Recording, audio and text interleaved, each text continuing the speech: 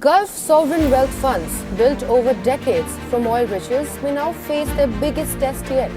As tensions rise in West Asia and energy infrastructure faces disruption risks, governments across the Gulf could increasingly rely on these massive investment pools, originally designed as financial buffers for difficult times. The United Arab Emirates Sovereign Wealth Fund, Abu Dhabi Investment Authority, has now set its sight on India. It plans to invest $4 to $5 billion. This is based on a Reuters report quoting sources. What if I told you at a time when missiles were flying across the Middle East, markets were worried about another regional conflict, and many believed Gulf nations would pull their money back home, something completely unexpected happened. Instead of slowing investments, Gulf sovereign wealth funds invested nearly $1.7 billion into India in just the first 6 months of 2026. Not only that, globally, these funds deployed a record $53.9 billion during the same period. So why are some of the world's biggest investors doubling down on India during geopolitical uncertainty? And what does this tell us about the future of global capital? Hi, this is Indraneel and welcome to the Spotlight Media and Technology, where we decode the intersection of ESG, technology, policy, and the global economy.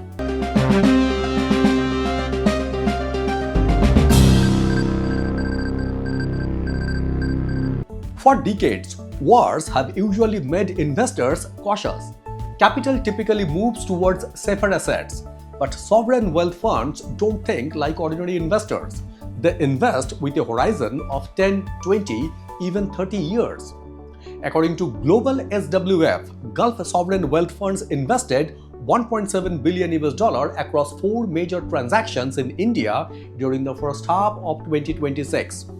That's almost 3 times the $600 million invested in the second half of 2025. It's also more than double the investment made during the first half of 2025. This is happening despite February 28, the day Iranian rockets first struck Gulf territory. Gulf countries are facing the brunt of Iranian retaliation from Dubai, Doha, Bahrain to Kuwait and Jordan. Iran has used ballistic missiles and drones to launch large-scale attacks on US allies and assets. In the latest, a thick plume of black smoke was seen rising from Abu Dhabi's Zayed port area. According to UAE's defense ministry, at least 3 people have died. That was supposed to be the trigger for a pullback. Zoom out to the global picture.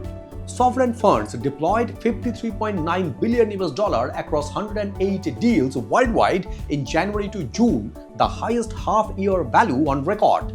India's slice? 3% of that total. Where the rest going? Nearly half into the US, 8% to the UK, 4% each to Singapore and the UAE.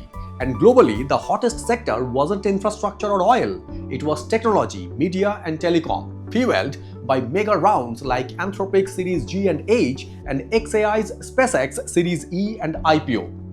When people hear Gulf investment, they often think about oil, but today's Gulf economies are rapidly transforming. Countries like the UAE and Saudi Arabia have built some of the world's largest sovereign wealth funds. Together, these Gulf sovereign funds manage approximately $5.9 trillion in assets.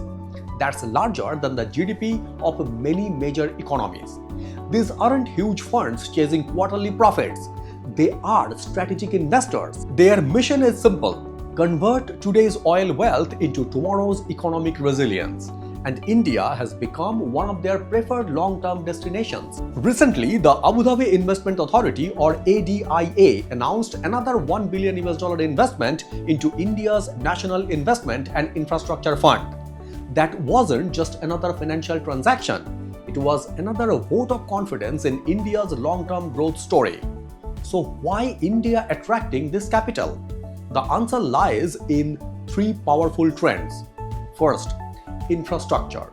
India is building highways, ports, airports, data centers, renewable energy parks, logistic corridors, and smart cities at an unprecedented scale.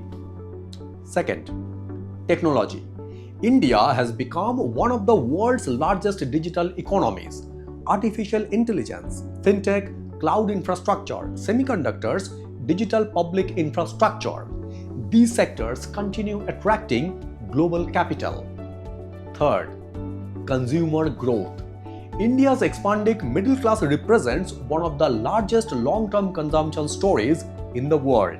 According to Gulf SWF founders Diego Lopez, Gulf sovereign investors remain focused on structural mega trends, not short-term market volatility.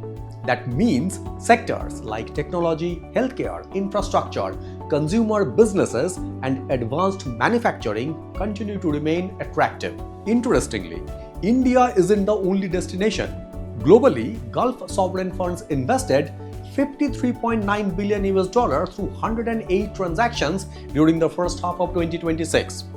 The United States remained the biggest destination, followed by the United Kingdom. India accounted for roughly only 3% of Gulf sovereign capital deployment.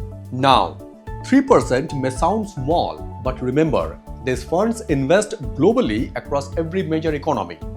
Being among the preferred destinations alongside advanced economies reflects growing international confidence in India's long-term fundamentals.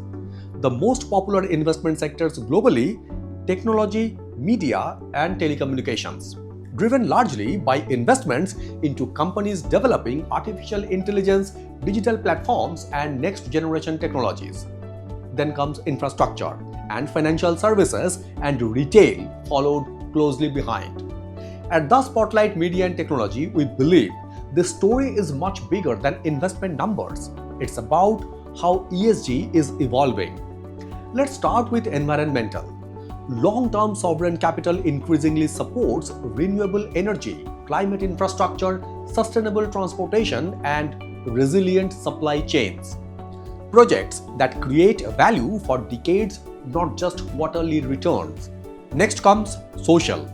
Investment into infrastructure, healthcare, digital connectivity, and consumer industries creates employment, improves productivity, and expands economic opportunities. And finally, governance. Perhaps the most important pillar. Sovereign wealth funds seek policy stability, regulatory transparency, institutional credibility.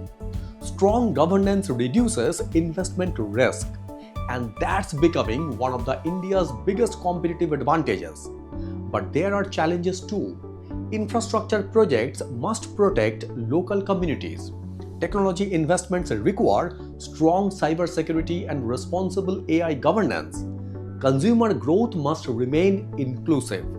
Sustainability cannot be measured only by how much capital arrives, but by how responsibly that capital is deployed.